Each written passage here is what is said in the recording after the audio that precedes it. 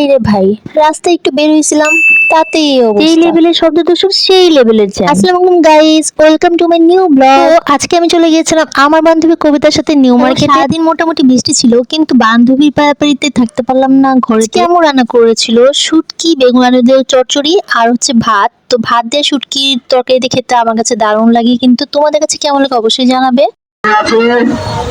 14 নম্বর building এর সামনে আপনারা গরুটি দেখতে পারো।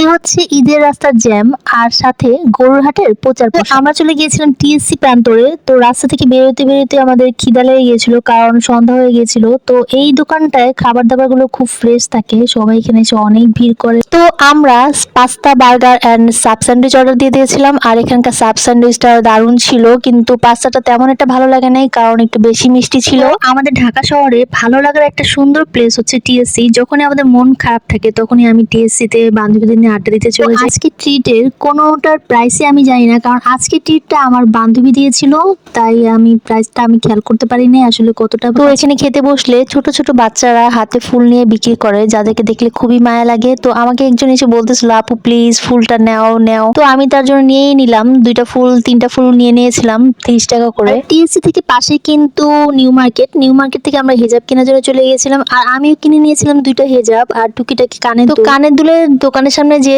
চোখটা আটকে গেল, তো এই কানের দুলটা আমার অনেক ভালো লেগে গেছে, তো আমি এটা নিয়ে নিয়েছিলাম। এইটার প্রাইসটা নিয়েছিল 200 টাকা করে, আর এইটাও অনেক ভালো লেগেছিল, ঝিনুকের কানের দুল। কিন্তু ঝিনুকের কানের দুলটা আমাদের আর কেনা হয় না। আর আমার এই 2টা কানের দুল আমার বান্ধবী আমাকে গিফট করেছিল। এরকম বান্ধবী জীবনে যদি থাকে তাহলে আর কিছু লাগে বলে। আমি এই ফুরফুরা সতেজ গ্রিন কালার ড্রেসটা কিনে নিয়েছিলাম 300 টাকা করে, জাস্ট আমার ছোট বোনের জন্য, ঘরে পরার জন্য। আর আমার বান্ধবী কবিতা আমাকে এই 2টা কানের দুল গিফট করেছিল।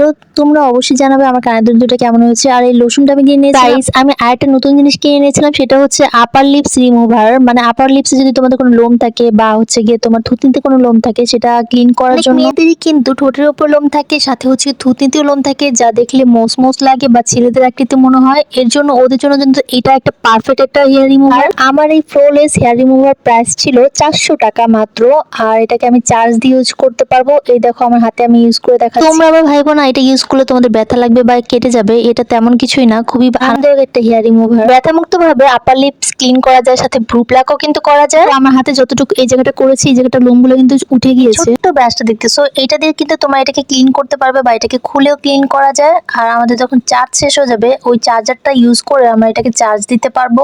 যারা ইউটিউব থেকে আমার ব্লগটা দেখতেছো তারা অবশ্যই একটা সাবস্ক্রাইব করে দিও, সাথে যারা ফেসবুক থেকে দেখতেছো তারা অবশ্যই একটা লাইক, কমেন্টস বা শেয়ার করে দিও। কোথা থেকে আমি সুন্দর সুন্দর হিজাব কিনলাম আমার নেক্সট ব্লগে তাই দেওয়া থাকবে। আর waiting for my next blog. Thanks for watching, tata.